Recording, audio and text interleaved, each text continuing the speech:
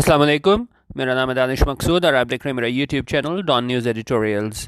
आज संडे है 17 जनवरी 2021 और आज डॉन में जितने 3 एडिटोरियल आए हैं तीनों को हम देखेंगे, इनकी समरी और कुछ वर्ड के मीनिंग्स भी उसमें हम देखेंगे। तो पहला एडिटोरियल जो है आज का वो है मकली रेनोवेशन। अच्छा, अब बेसिकली इसमें इन्होंने क्या बताया हुआ है कि यहाँ पे जो है इसमें इन्होंने कहा है कि जो यूनेस्को के जो एक्सपर्ट्स हैं उन्होंने ख़बरदार किया है कि जो रेनोवेशन यहाँ पे कराई गई है वो बहुत ही आप कह लें कि जी ऐसे लोगों से कराई गई है जो बिल्कुल ही जिन्हें महारत नहीं थी काम में। तो उन्होंने कहा तो इस वजह से क्या है, इसका जो वर्ल्ड हेरिटेज स्टेटस है ना वो ख़त्म हो सकता है। अगर हम इसको देखें, there are fears that the recently conducted renovation work carried out at Makli necropolis में rob the historical site of its world heritage status.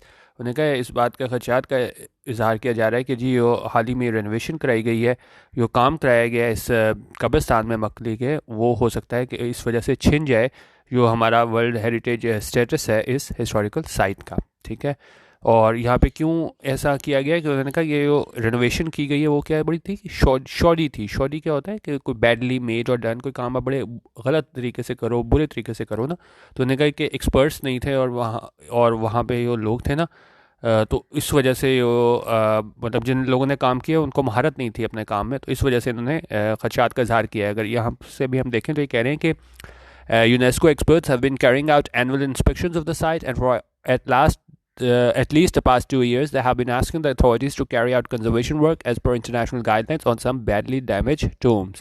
उन्होंने कहा यूनेस्को एक्सपर्ट्स जो है ना वो इंस्पेक्शन करते आ रहे हैं इस साइट की, और उन्होंने कम से कम जो पिछले 2 साल थे उसमें उन्होंने अथॉरिटी से वो कहते आ रहे हैं कि भाई आप कंजर्वेशन वर्क करो, और किस तरह करो, इंटरनेशनल गाइडलाइंस के मुताबिक करो कि बुरी तरह जो मुतासर हैं टोम्स उन पे। और ये मेन जो पूरे क्रक्स है इस एडिटोरियल का वो ये है कि UN body has also repeatedly warned Pakistan that if adequate conservation work is not carried out in Makli, the graveyard might lose its heritage status. उन्होंने कहा कि उन्होंने खबरदार किया है UN बॉडी ने कि अगर जो है कंजर्वेशन वर्क नहीं किया गया यहाँ पे मकली में तो ये जो ग्रेवयार्ड है वो खो देगा अपना हेरिटेज स्टेटस। तो ये हवाले से एडिटोरियल था। और जो दूसरा एडिटोरियल हमारे पास है वो वैक्सीन प्रोक्योरमेंट है। अच्छा, अब जिस तरह सारी दुनिया में जो है ना ये प्रोक्योरमेंट की बात हो रही है वैक्सीन की, हमने देखा कि यूके से इसका स्टार्ट हुआ कि वहाँ पे जो है इंजेक्शन लगाया गया, और ख़ास तौर पे फेजेस में वहाँ पे इन्होंने स्टार्ट किया है यूके में। जो एल्डरली हैं और जो हेल्थ केयर से मुतालिक जो पेशे से मुतालिक अफराद हैं तो उनको पहले इंजेक्शन लगाया गया है, ये वैक्सीन दी गई है इस वायरस की। तो इस एडिटोरियल में जो है वो पाकिस्तान के हवाले से बताया गया है कि पाकिस्तान में कब ये हासिल करेंगे प्रोक्योरमेंट और कब यहाँ पे भी इसका इंजेक्शन लगाया जा सकेगा। अभी कह रहे हैं all eyes are on the government as it pledges to roll out the कोविड-19 vaccination programme to about 80 million citizens by the first quarter of 2021। उनका तमाम निगाहें मरकूज़ हैं गवर्नमेंट पे कि किस तरह एज इट प्लेजेस कि गवर्नमेंट ने जो किया है वो प्लेज किया है। यहाँ पे हमारे पास जो प्लेज है वो कैसे यूज़ हुआ है, वर्ब के तौर पे यूज़ हुआ है, और इसका क्या मतलब होता है, द एक्ट ऑफ प्रॉमिसिंग कि इनका जो प्रॉमिस किया है गवर्नमेंट ने to roll out. Roll out होता है किसी चीज़ को इंट्रोड्यूस कराना। अगर कोई नया प्रोडक्ट भी अगर मार्केट में लेके आ रहे हो हम कहते हैं कि जी रोल आउट करना।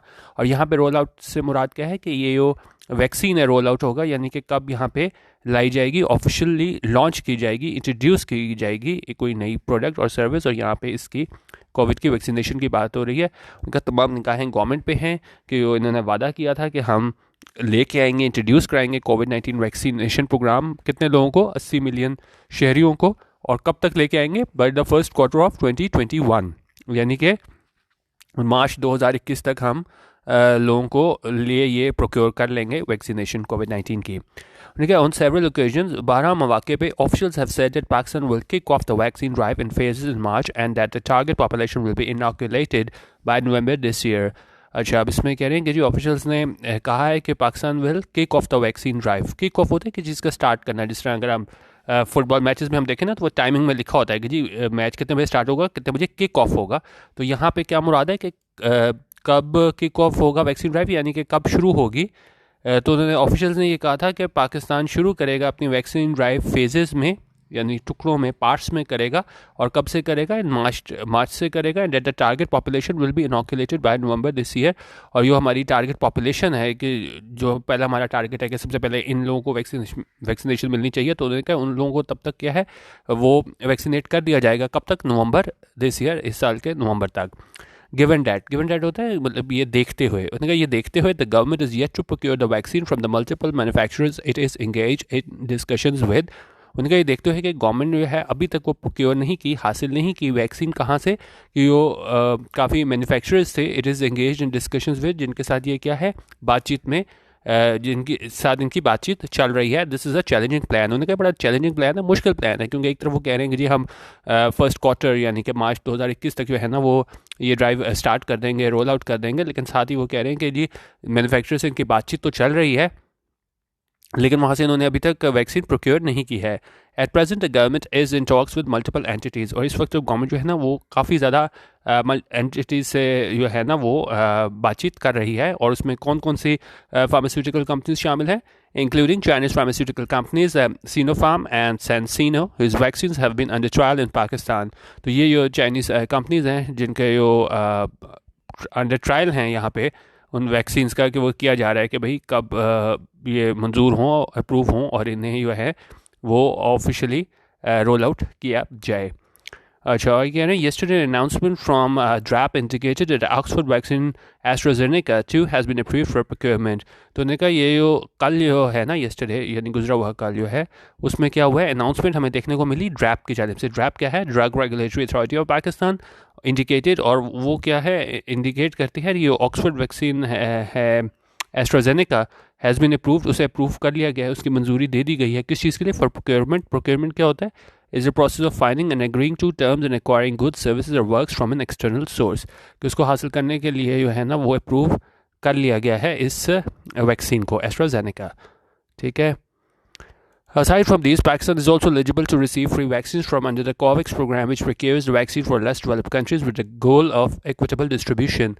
उनका इसके अलावा पाकिस्तान जो है किस चीज़ के लिए एलिजिबल है, अहल है रिसीव करने के लिए फ्री वैक्सीन्स। कौन से प्रोग्राम के तहत? कोवैक्स प्रोग्राम के तहत। और ये क्या है? ये मैं लिखा हुआ है, ये आप पढ़ लीजिएगा WPS ऑफिस डाउनलोड करके। ये फाइनेंसिंग मैकेनिज्म है that will support the participation of 92 low and middle income countries in the facility, enabling access to donor funded doses of safe and effective vaccines। It provides global coordination and member state support on vaccine safety monitoring। अच्छा, तो उन्होंने कहा कि पाकिस्तान इस चीज़ के लिए भी अहल है कि वो फ्री वैक्सीन हासिल करे इस प्रोग्राम के तहत। यो प्रोक्योर करता है वैक्सीन किसके लिए? लेस डेवलप्ड कंट्रीज़ के लिए। और इसका गोल क्या होता है, एम क्या होता है, मकसद क्या होता है? इक्विटेबल डिस्ट्रीब्यूशन के, यानी तमाम वैक्सीन जो है ना वो इक्वली डिस्ट्रीब्यूट हों हर जगह। While these are promising science, उन्होंने कहा ये मतलब खुश आइंद हम इसको साइंस कह सकते हैं कि जी हम प्रोक्योरमेंट भी कर रहे हैं, हम इस चीज़ के लिए भी एलिजिबल हैं कि हमें वो फ्री वैक्सीन मिल जाए कोवैक्स प्रोग्राम के तहत। लेकिन उन्होंने कहा असल टेस्ट क्या है गवर्नमेंट के लिए? The big test ahead for the government still looms as an official order has yet to be placed and March is less than a month and a half away. लेकिन उन्होंने कहा इन सारी हौसला अफजा बातों के अलावा जो मसला वो ये है कि जी जो बड़ा टेस्ट भी है गवर्नमेंट के लिए वो क्या है, वो ये है कि जी ऑफिशियल ऑर्डर जो है ना अभी तक वो प्लेस नहीं किया गया। और मार्च जो है ना इसमें सिर्फ 1.5 महीना रह गया है, क्योंकि जनवरी का भी देखें आधा महीना निकल गया, तो पीछे हमारे पास सिर्फ ये 1.5 महीना ही बचा और फिर हमारे पास मार्च आ जाएगा। ठीक है। Given the global demand for vaccines. और दूसरा इशू ये है कि देखें पूरी दुनिया में जो है वो लोग वैक्सीन हासिल करना चाह रहे हैं, उसकी डिमांड बहुत ज़्यादा है। और पाकिस्तान ने क्या किया है, अभी तक ऑर्डर ही प्लेस नहीं किया है। अब ज़ाहिर है डिमांड जब इतनी ज़्यादा होगी, एक तो उन्होंने पहले अपने कंट्रीज़ की जो डिमांड है वो पूरी करनी है, फिर दुनिया को देनी है। तो फिर कह रहे हैं कि अभी तक हमने जब ऑर्डर प्लेस नहीं किया तो बड़ा मुश्किल हो जाएगा, क्योंकि डिमांड इस वैक्सीन की बहुत ज़्यादा है। Given the global demand for vaccines and the priorities of these pharma companies to supply to their own countries first, the government's pledge to start vaccinating the population in the first quarter appears ambitious। उन्होंने कहा देखते हुए कि ये बहुत ज़्यादा demand है इस वैक्सीन की और जो तरजीहात हैं इन फार्मा कंपनीज़ की, क्योंकि ज़ाहिर है उन्होंने पहले अपने जो मुल्क हैं उनको पहले प्रोवाइड करनी है। तो उन्होंने कहा गवर्नमेंट का जो प्लेज है, जो प्रॉमिस है कि जी हम ये वैक्सीनेट करना स्टार्ट कर देंगे पॉपुलेशन को फर्स्ट क्वार्टर में, ये क्या है अपीयर्स एम्बिशियस। ऐसा कैसा लगता है एम्बिशियस? एम्बिशियस जिसमें कोई टारगेट हो, आप बिल्कुल ही पूरा करना नामुमकिन हो आपको, लेकिन हम फिर भी कर लेंगे तो हम कहेंगे जी बड़ा एम्बिशियस है। तो इन्होंने कहा ये भी बड़ा एम्बिशियस है, यानी जो पूरा होना बहुत ही मुश्किल हो ना, उसे हम यहाँ पे बोल सकते हैं बड़ा चैलेंजिंग हो। क्योंकि अभी तक आपने ऑर्डर प्लेस नहीं किया और आप कह रहे हो मार्च में हम ये वैक्सीनेट करना स्टार्ट कर देंगे पॉपुलेशन को। Even if approvals have come, orders are yet to be placed। उन्होंने कहा ठीक, even if approvals have come, उन्होंने कहा इस बात के बावजूद कि जो मंजूरी है वो आ गई है, लेकिन क्या है, orders are yet to be placed, अभी तक ऑर्डर नहीं दिए गए हैं। Here Pakistan's low investment in the fields of biotechnology and education is evident. उन्होंने कहा यहाँ पे जो हमने इन्वेस्टमेंट नहीं की किस चीज़ में, किस फील्ड में, बायोटेक्नोलॉजी में और एजुकेशन में, वो क्या है, एविडेंट है, आया है। It means that we are like India. इसका मतलब ये है कि हम जो हैं बरक्स इंडिया के will not be able to manufacture the vaccine, कि हम नहीं मैन्युफैक्चर कर सकेंगे vaccine, and will therefore not only vaccinate our population later than others, और ना सिर्फ हम जो वैक्सीनेट करेंगे अपनी पॉपुलेशन को बाद में दूसरे ममालिक के हवाले से बात करें, क्योंकि ज़ाहिर है दूसरे जो हैं वहाँ बायोटेक्नोलॉजी की फील्ड में और एजुकेशन में जो है वो आगे हैं हमसे, और उन्होंने ऑर्डर भी प्लेस कर दिए हैं, सब कुछ स्टार्ट हो गया और हमने अभी तक ऑर्डर प्लेस नहीं किया। तो उन्होंने कहा पाकिस्तान में जो है वैक्सीनेशन कब होगी, बाद में होगी दूसरों से, और ना सिर्फ ये होगा बल्कि क्या होगा, but also not generate any revenue during the exercise. और ज़ाहिर है रेवेन्यू भी हम जनरेट नहीं कर सकेंगे क्योंकि हमने सारा कुछ बाहर से मंगवाना है, क्योंकि हम बायोटेक्नोलॉजी की फील्ड में हैं वो आगे नहीं है, हमारे खुद अपना नहीं है, हमारा सारा इन्हिसार किस पे है कि हमने वैक्सीन मंगवानी है दूसरे ममालिक से। Beyond procurement and supply. अच्छा, अब उन्होंने कहा कि प्रोक्योरमेंट का भी मसला है, हासिल करने का भी मसला है, ऑर्डर प्लेस करने का भी मसला है, सप्लाई का भी मसला है, क्योंकि सारी दुनिया जो है डिमांड सप्लाई का इशू चल रहा है। लेकिन एक और चैलेंज जो इसमें है वो है the other major challenge for government will be effective distribution through an uninterrupted programme. कि ये दूसरा इशू ये होगा कि हम सब कुछ कर भी लें, प्रोक्योर भी कर लें, ऑर्डर भी प्लेस कर दें, सब कुछ आ भी जाए, तो फिर हम इसको किस तरह डिस्ट्रीब्यूट करेंगे और इसको अनइंटरप्टेड प्रोग्राम के तौर पर लेके चलेंगे। क्योंकि पोलियो में भी देखें हमें बहुत ज़्यादा मसाइल देखने को मिलते हैं, और इसमें एक और इशू ये आएगा हमारे पास इस वैक्सीन में कि इसके लिए जो है ना बड़ा टेम्परेचर बड़ा आपको वो चाहिए होता है, माइनस में चाहिए होता है टेम्परेचर, बड़ी ठंडी आपको रखनी पड़ती है इस वैक्सीन को। तो logistics, effective communication and upholding the best medical practices will play a key part in a successful program. तो लॉजिस्टिक्स का जो है ना बड़ा इशू वो रहेगा इसमें कि किस तरीके से हमने सारे हर जगह इलाकों में पहुंचानी है, क्योंकि हमारे पास उस तरह का इक्विपमेंट नहीं है। अगर आप इंग्लिश न्यूज़ चैनल्स देख रहे हो तो आपको नज़र आएगा कि जिस तरह वो वैक्सीन को ट्रांसपोर्ट किया जाता है तो वो बड़े बड़े कंटेनर्स होते हैं, सारे स्पेशली लो टेम्परेचर पे उन्होंने वो स्पेशल इक्विपमेंट होता है जिसमें ये वैक्सीन ले जाई जाती है। तो उन्होंने कहा पाकिस्तान के लिए ये बड़ा मुश्किल होगा इसका कि किस तरीके से हमने पहुंचानी है वह वैक्सीन पूरे आप कह लें कि हर जगह, मतलब हर पहुंचानी है, क्योंकि फैसिलिटीज़ हर जगह इस तरह की नहीं है कि उसको आप पहुंचाया जा सके। अच्छा, और साथ कह रहे हैं कि जी, और साथ दूसरा मसला क्या है, डिसइंफॉर्मेशन और प्रोपेगेंडा का भी, क्योंकि पोलियो के हवाले से भी देखा जाए तो बड़े लोग जो हैं वो इनकार कर देते हैं। तो उन्होंने कहा disinformation and propaganda about the कोविड-19 vaccination is at an all-time high as social media and private messaging groups are flooded with false information and fear-mongering content that can dissuade people from taking the jab। तो दूसरा मसला ये है disinformation और propaganda का है कि इस कोविड-19 से मुतल्लिक जो है ना वो उन्होंने कहा इससे ज़्यादा जो प्रोपेगेंडा नहीं किया गया किसी चीज़ के बारे में, क्योंकि पोलियो के हवाले से भी बहुत ज़्यादा प्रोपेगेंडा किया गया, लेकिन कोविड-19 के हवाले से भी जब से ये आया है हमारे पास तो ये इसके हवाले से प्रोपेगेंडा ये क्या है, ऑल टाइम हाई है, यानी कि इससे पहले इतना ज़्यादा डिसइंफॉर्मेशन फैलाने की कोशिश नहीं की गई। और क्या है, fear mongering content. Fear mongering होता है the action of deliberately arousing public fear और alarm about a particular issue. जब आप किसी चीज़ से मुतल्लिक जो है ना लोगों को खौफ में मुब्तला करो, तो उन्होंने कहा लोगों को जो खौफ में मुब्तला किया जा रहा है और जो हो सकता है लोगों को क्या डिसवेट कर दे, कि लोगों को इस बात पे कायल कर दे कि वो एक पर्टिकुलर कोर्स ऑफ एक्शन ना ले, यानी कि हो सकता है लोग इनकार कर दें वैक्सीनेट करवाने से, फ्रॉम टेकिंग द जैब, यानी कि इंजेक्शन लगवाने से। As it makes efforts to bring the vaccine to Pakistan, the government must also simultaneously have a roll out plan. उनका जिस तरह पाकिस्तान कोशिश कर रही है गवर्नमेंट के जी वैक्सीन को पाकिस्तान में लेके आए, तो साथ ही उनका साइमल्टेनियसली एक साथ ही गवर्नमेंट को क्या करना चाहिए कि उनके पास एक रोल आउट प्लान भी होना चाहिए कि हमने कैसे लेके आनी है और कैसे हर जगह पहुँचानी है वैक्सीन। इम्प्रूव और साथ कह रहे हैं कि क्या चीज़ हमें देखने को मिलनी चाहिए, improved inter provincial coordination sans politics, के बेहतर जो है आप कह लें कोऑर्डिनेशन, हम आहंगी सूबों के दरमियान, सैंस पॉलिटिक्स, सैंस होता है विदाउट पॉलिटिक्स, यानी कि मतलब ठीक है हर जगह सियासत होती है, लेकिन यहाँ पे उन्होंने कह रहे हैं कि आप बेहतर करें अपनी हम आहंगी सूबों के दौरान और उसमें क्या हो, सियासत ना हो।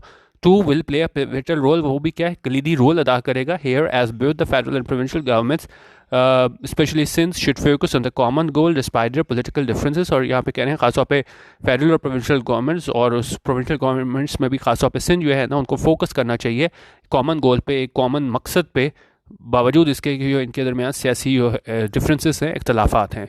ठीक है, तो उन्होंने कहा ये चीज़ भी अहम किरदार अदा करेगी। अच्छा, पहली चीज़ इसको हम सारा को अगर ब्रीफली समराइज़ कर लूँ कि पहले उन्होंने कहा कि जी हमने अभी तक ऑर्डर प्लेस नहीं किया, हम किस तरह मार्च में लॉन्च करेंगे। फिर उन्होंने कहा जी हम अगर लॉन्च कर भी लें तो हमारे पास दूसरा इशू हमारे पास लॉजिस्टिक्स का आ जाएगा। और फिर एंड में ये जाके बात करेंगे कि जी ये डिसइंफॉर्मेशन जो है और प्रोपेगेंडा है, इसके बारे में तो हो सकता है कि लोगों में ये खौफ मुब्तला हो जाए कि हमने जिस तरह पोलियो में लोग इनकार करते हैं इसमें वायरस कतरे पिलाने से, तो ये ना हो कि लोग इस पर से भी इनकार कर दें कि हमने इंजेक्शन नहीं लगवाना। और लास्ट में ये बात करें कि हमें इंटर प्रोविंशियल कोऑर्डिनेशन देखने को मिलनी चाहिए, ख़ासतौर पे सूबों में हम आहंगी देखनी चाहिए और पॉलिटिकल डिफरेंसेस नहीं होने चाहिए। ठीक है, वैसे आप सियासत कर रहे हो, डिफरेंसेस हैं, लेकिन ख़ासतौर पे फेडरल गवर्नमेंट और प्रोविंशियल गवर्नमेंट में भी सिंध जो है, इनको सियासत से हट के जो है ना कोशिशें करनी चाहिए कि किस तरीके से हम इसको प्रोक्योर करें और सारी अपनी जो पॉपुलेशन है उसको वैक्सीनेट करा सकें। और यहाँ पे उन्होंने कहा पॉलिटिकल डिफरेंसेस इस मामले में नहीं होने चाहिए। तीसरा एडिटोरियल आज का हम देख लेते हैं, वो फॉरेन फंडिंग केस के हवाले से है। इसमें कह रहे हैं कि जी election commission of Pakistan has summoned both the PMLN and PPP on Monday in connection with the foreign funding case. कि इलेक्शन कमीशन ने है ना वो समन किया है। समन करना क्या होता है? बुलाना, order someone to be present, कि बुलाया है किसे? PMLN को, PPP को, और किस हवाले से? इन कनेक्शन विद होता है किसी, इन रिलेशन टू समथिंग, और वो किस हवाले से उन्होंने बुलाया है? ये फॉरेन फंडिंग केस है, उस हवाले से इन्होंने इन दोनों पार्टीज़ को बुलाया है। Both parties have been issued notice to appear before the scrutiny committee and present their defence. और दोनों पार्टीज़ को कहा गया है कि आप आएँ, स्क्रूटनी कमेटी के सामने पेश हों और अपना डिफेंस दें, कि अपना जो है डिफेंस वो पेश करें।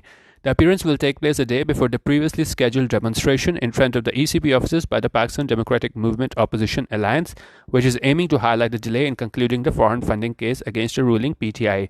तो उन्होंने कहा ये अपीयरेंस कब होगी? एक दिन पहले होगी, the previously a day before, एक दिन पहले किससे? Before the previously scheduled demonstration, जो कि स्केड्यूल की गई थी डेमोन्स्ट्रेशन, कहाँ पे? In front of the ECP offices, किसकी जानिब से? Pakistan democratic movement opposition alliance की जानिब से। और वो क्या कोशिश कर रही है? Which is aiming to highlight the delay, ये कोशिश कर रही है कि वो सामने लेके आए कि ये देरी हो रही है किस चीज़ में? In concluding the foreign funding case, कि ये फॉरेन फंडिंग केस का अभी तक फैसला नहीं आया है, किसके against? Against a ruling PTI, ये हुकूमत कर रही है PTI, उसके अगेंस्ट। तो कह रहे हैं the case has been dragging on for more than 6 years without reaching a final judgement. उन्होंने कहा इसको केस को ये है ना वो drag has been dragging on, मतलब उसको किया जा रहा है, मतलब तवील किया जा रहा है कितनी देर से? 6 सालों से, without reaching a final judgement, और 6 सालों से अभी तक इसकी कोई फाइनल जजमेंट नहीं आई है। और the case pertains to allegations that the PTI has taken funds from dubious, prohibited and illegal sources which if proven can lead to severe consequences for the party।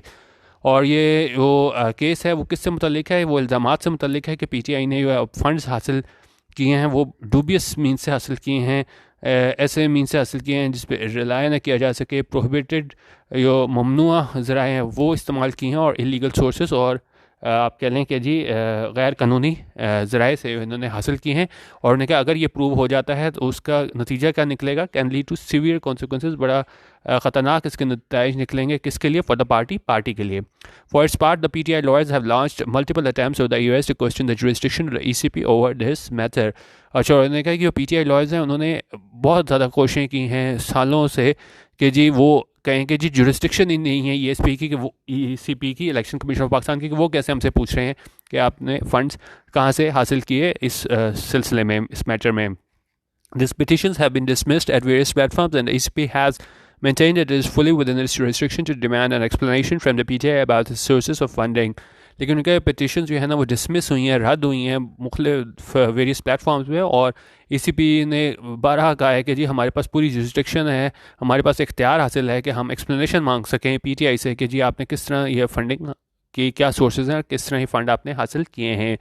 It has formed a scrutiny committee to go over all the documents presented in order to reach a final conclusion। और इसने क्या है, एक जांच पड़ताल के लिए एक कमेटी तश्कील दे दी है कि वो देखे, तमाम डॉक्यूमेंट्स को देखे जो इसको पेश किए गए हैं, ताकि वो एक फ़ाइनल कंक्लूजन पे पहुँचें, किसी एक फ़ाइनल नतीजे पे पहुँचें। The PTI has also challenged the source of funding for the PMLN and PPP, and their case is also in the front of the ECP। और जिस तरह ये PTI पे इल्ज़ाम लगाया गया, इसी तरह PTI ने भी चैलेंज किया है कि किस तरह इनकी सोर्स ऑफ फंडिंग क्या है, किसकी, PMLN की और PPP की, और उनका केस भी क्या है, ECP के सामने है।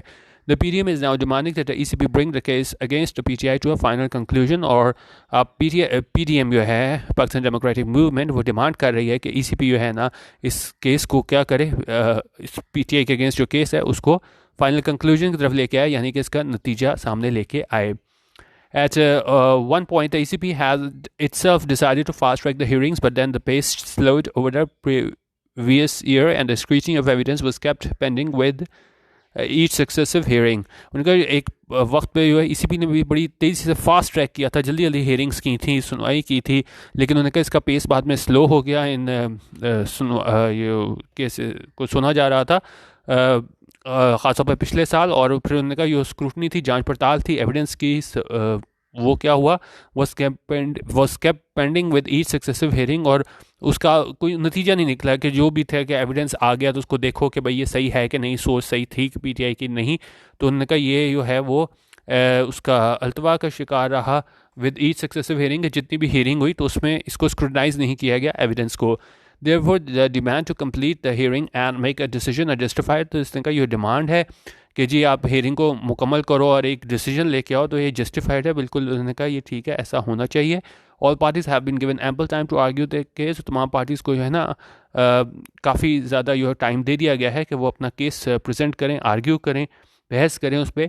There is no reason the issue should be dragged any further. होने का कोई रीज़न नहीं है, कोई वजह नहीं है कि इसको मज़ीद जो है ना वो लटकाया जाए इस सारे इशू को। एज अ रूलिंग पार्टी, उनका रूलिंग पार्टी के हवाले से the PTI must display transparency, के PTI को दिखानी चाहिए शफाफियत किस हवाले से, in terms of proving the bona fides of its funding sources, कि वो दिखाए कि वाकई कोई जायज़ सोर्सेज से इन्होंने अपनी फंडिंग हासिल की थी। If it has nothing to hide, अगर इसके पास छुपाने को कुछ नहीं है, और हैज़ डन नथिंग रॉन्ग, और कोई इन्होंने कुछ गलत नहीं किया है एज इट क्लेम्स, जैसे ये क्लेम करते हैं, then it has no reason to ask for more time और रिजोर्ट टू डिलेइंग टैक्टिक्स। तो कोई वजह नहीं है कि ये वक्त मांगे मज़ीद क्या करने के लिए, कि ये मज़ीद वक्त मांगे या ये क्या करें, डिलेइंग टैक्टिक्स इस्तेमाल करें। It should produce all bank statements and account details as demanded by the ECP।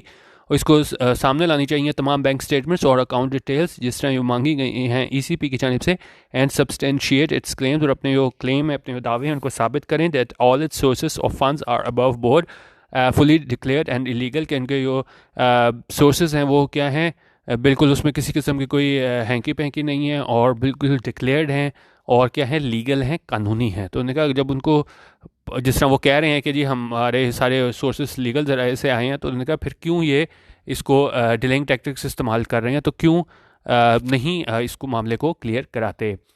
The ECP for its part needs to dispel the impression that it is allowing for delays when there is hardly any need for it। तो उन्होंने कहा ECP को भी जो एक तासुर आया हुआ है ना, उसको डिस्पेल करने की ज़रूरत है, उसको ज़ायल करने की ज़रूरत है इस इम्प्रेशन को, कि जी ये जानबूझ के टाइम दे रही है कि डिले करें, देरी की जाए इस केस के नतीजे में, और जो लोगों में तासुर है कि भाई कोई ज़रूरत नहीं है कि ठीक है एविडेंस आ गया, उसको उसकी आप स्क्रूटनी करो और उसका फ़ैसला दे दो।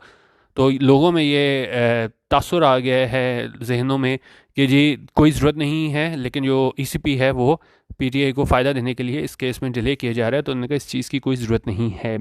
One way for the ECP to speed up the matter is not to give extended dates of hearings. और उन्होंने कहा एक तरीका ये हो सकता है ECP के लिए कि इस सारे मसले को जल्दी किस तरह करे कि वो एक्सटेंडेड हियरिंग्स ना दे, लंबी जो है वो हियरिंग्स वो ना दे। It should order daily hearings, और इसको ऑर्डर किस तरह करे, डेली हियरिंग्स करे, रोज़ की बुनियाद पे केस की सुनवाई हो फॉर ऑल पार्टीज़, तमाम पार्टीज़ के लिए, and decide the issue once and for all. और हम डिसाइड कर दे इशू वंस फॉर ऑल, यानी कि आप एक दफ़ा उसको बिल्कुल कंक्लूड कर दो, उसको लटकाए ना रखो। The PMLN and PP also need to cough up all the evidence demanded by the PCP instead of politicizing the issue against the PTI।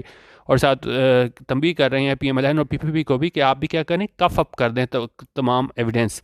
Cough up होता है give something reluctantly specially money और information that is due और required, कि उन्होंने कहा ये भी अपना तमाम एविडेंस दें जिस तरह ECP वाले डिमांड कर रहे हैं, बजाय इसके कि आप इसको सियासी रंग दो कि भाई ये कि PTI वाले है ना वो हम एक सियासी तौर पे वो है वो हमारी क्या है विक्टिम, हमें विक्टिम बना रहे हैं।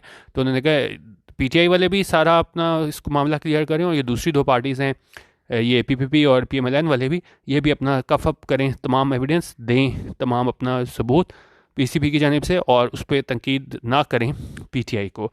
All parties must come clean without further delay. कम क्लीन क्या होता है कि कोई टोटल इंटायर ट्रूथ, उन्होंने कहा तमाम पार्टीज़ जो है ना वो पूरे का पूरा सच बताएं बगैर किसी डिले के, बगैर किसी देरी के। तो ये आज का हमारे पास तीसरा एडिटोरियल था फॉरेन फंडिंग केस के हवाले से। इसके अलावा ओपिनियन में थोड़ा दिखाता हूँ, हमारे पास ये अहमद बिलाल महबूब का आया है डिबेट ऑन ऑर्डिनेंसेस। तो इस पर काफ़ी ज़्यादा बहस होती है कि जी क्यों आप ऑर्डिनेंस से काम चला रहे हो, पार्लियामेंट में बहस करके कानून क्यों नहीं बनाते। उस हवाले से बहुत अच्छा ये ओपिनियन है आज का हमारे पास। और उसके बाद हमारे पास क्या है, ब्रॉडशीट गेट है हमारे पास, ये इसके राइटर हैं यहाँ पे, ये आप इसमें देख सकते हैं, ये हैं इसके, एक मिनट, ये अब्बास नासिर हैं। और उसके बाद हमारे पास इसका आया है डिजिटल फाइनेंस का।